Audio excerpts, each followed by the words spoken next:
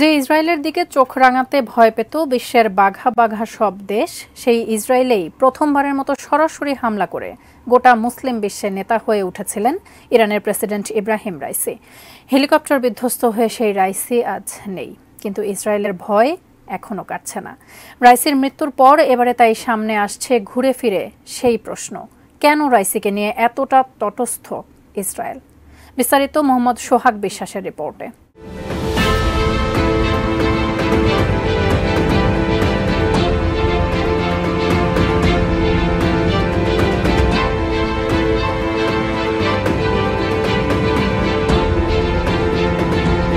Israel এখন স্বস্তির নিঃশ্বাস নিতেই পারে। মধ্যপ্রাচ্যে তাদের সবচেয়ে বড় শত্রু দুনিয়া থেকে বিদায় নিয়েছে। যদিও কঠোর অনুশাসন মেনে চলা দেশ ইরানের ক্ষেত্রে ইসরায়েলের এই স্বস্তি কতদিন স্থায়ী হয় সেটা সময়ই বলে দেবে।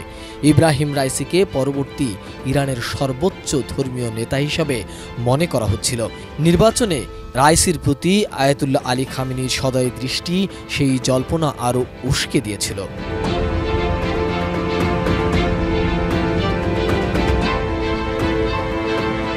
2021 সালে প্রেসিডেন্ট নির্বাচিত হয়ে ইরানের নীতি আইন আরও কঠোর করেন রাইসি। এর ফলে দেশটিতে সরকার বিরোধী অভিযানে খড়গহস্ত হয় আইনশৃঙ্খলা বাহিনী। এছাড়া বিশ্ব নেতাদের সঙ্গে ইরানের পরমাণু কর্মসূচি জোরালো আলোচনা চালিয়েছিল রাইসি।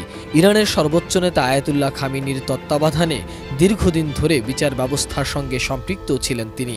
এছাড়া সরকারি কৌশলী হিসাবে 1988 সালে ইরান ইরাক যুদ্ধ শেষ হয়ে বহু রাজনৈতিক বন্দীর মৃত্যুদণ্ডের আদেশ দিয়েছিলেন রাইসি।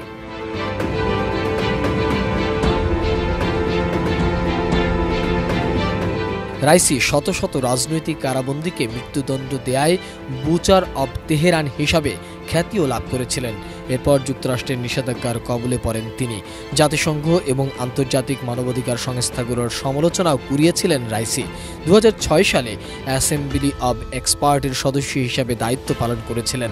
এই অ্যাসেম্বলি অব এক্সপার্ট সর্বোচ্চ নেতা নিয়োগ এবং পরামর্শ দেওয়ার কাজ করে থাকেন।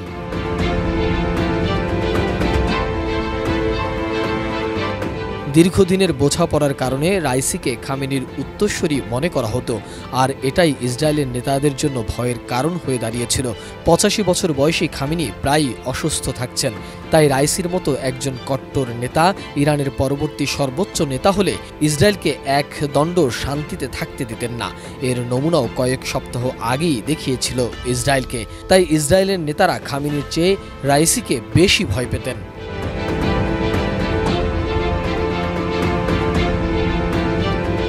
ইসরায়েলি রাজনীতিক থেকে ধরে সামরিক কর্মকর্তারা যে রাইসিকে ভয় পেতেন তা দেশটির সাবেক একজন সেনা কর্মকর্তার কথায়ও উঠে এসেছে। ইসরায়েল ডিফেন্স ফোর্সের গোয়েন্দা অধিদপ্তরের সাবেক এক কর্মকর্তা বলছিলেন, রাইসির চেয়েও ভয়ঙ্কর কাউকে খুঁজে পাওয়া কঠিন।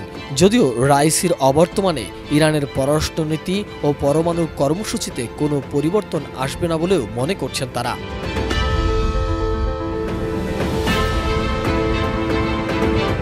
রাইসির মৃত্যু ইরান তথা মধ্যপ্রাচ্যের সাম্প্রতিক রাজনীতির ধারা বদলে দিতে পারে।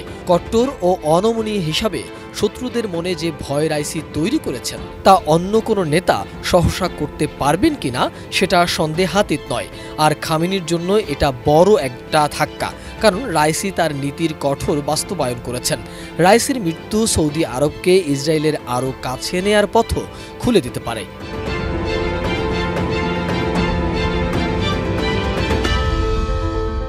মোহাম্মদ সোহাগ বিশ্বাস, ডেস্ক রিপোর্ট, এটিএন নিউজ।